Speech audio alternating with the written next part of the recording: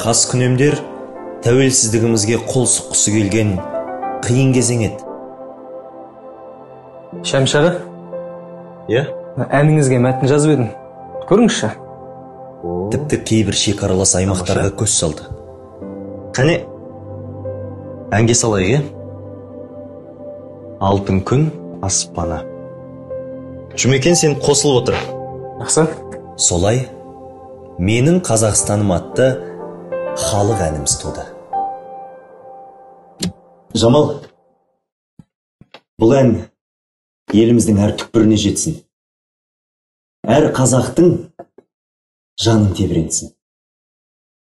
Қазақ даласының жас композиторы Шәмші Қалдаяқовтың жаңадан шыққан әні «Менің Қазақстаным».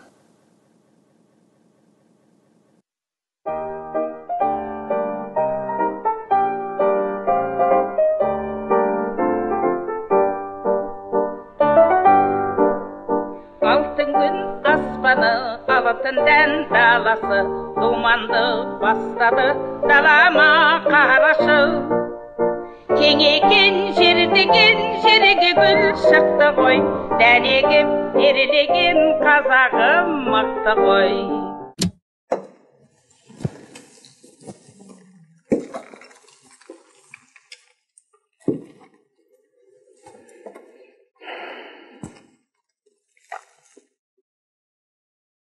Бұл біздің отанымызға деген сүйіспеншілігіміздің, болашақ тәуелсіздігіміздің нағыз әнұраны. Ол ұзақ уақыт бойы әрбір қазақстандықтың жүрегінен ерекше орын алатынына сенімдімін. Рахмет сізге.